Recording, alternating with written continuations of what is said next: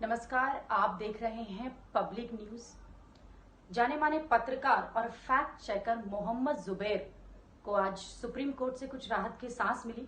Supreme court ने कहा कि बुधवार को उनकी अग्रिम जमानत याचिका पर सुनवाई होनी है, तब तक पुलिस किसी भी एफआईआर पर कोई कड़ी कार्रवाई नहीं करेगी। 27 जून को फैक्ट चेकर मोहम्मद जुबैर को दिल्ली से गिरफ्तार किया गया था। उन पर धार्मिक भावनाएं भड़काने का जैसा गंभीर आरोप लगा है। दिल्ली पुलिस ने उनकी गिरफ्तारी एक ट्वीट के सिलसिले में की थी, जिस पर एक एफआईआर की गई। उसके बाद उनकी गिरफ्तारी हुई। जब इस पर उनसे जवाब मांगा गया, जब इस पर मोहम्मद जुबैर से जवाब मांगा गया, तो उन्होंने कहा कि वह फोन जिससे वो ट्वीट किया गया था वो तो काफी समय पहले उनसे खो गया था, तो इसलिए पल्ला झाड़ते उन्होंने कहा कि इसलिए उसकी जिम्मेदारी उनकी नहीं है, उस ट्वीट की जिम्मेदारी उनकी नहीं है। वहीं दिल्ली पुलिस का कहना है कि उन्होंने वो फोन और लैपटॉप दोनों ही बरामद किए हैं। उसके बाद उनकी गिरफ्तारी की और 27 जून से अभी तक वह पुलिस हिरासत में ही हैं। कई बार उनका कोर्ट जाना आना होता रहा और वह अपनी बेल याचिका लगाते रहे, पर किसी भी तरीके की बेल उन्हें नहीं मिली। उत्तर प्रदेश सहित भारत के कई अलग अलग राज्यों में उन पर कुल 6 या 7 एफआईआर अभी तक लगाई गई हैं। एफआईआर उनके नाम पर हैं।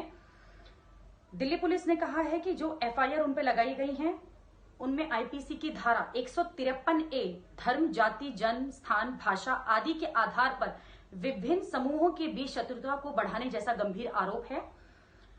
और 295A आईपीसी की धारा 295A जानबूझकर धार्मिक भावनाओं को ठेस पहुंचाना जैसे 2 गंभीर एफआईआर उन पर लगी हैं, 2 आईपीसी की धारा उन पर लगी हैं।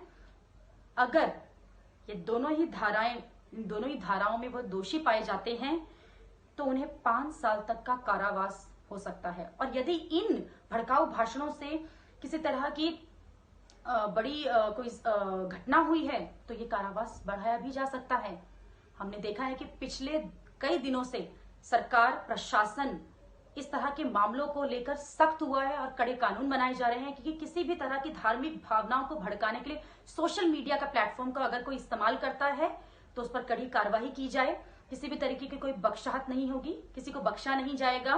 और हमने पिछले कई दिनों में देखा कि कई बड़े बड़े लोगों की इसमें गिरफ्तारी भी हुई है, चाहे वो ट्वीट हो, चाहे वो भड़काऊ भाषण देना हो, चाहे वो किसी भी पद पर कोई कार्यरत क्यों ना हो।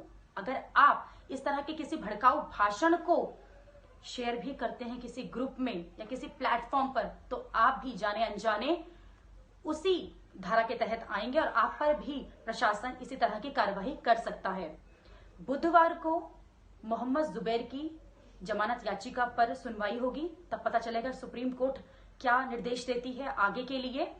पर हमें इस तरह की शेयरिंग से बचना है। इस तरह के भड़काऊ भाषण जो व्हाट्सएप पर या चैट्स पे हमें आते हैं, हमें इन्हें वहीं स्टॉप करना चाहिए, ना कि इन्हें शेयर करना चाहिए।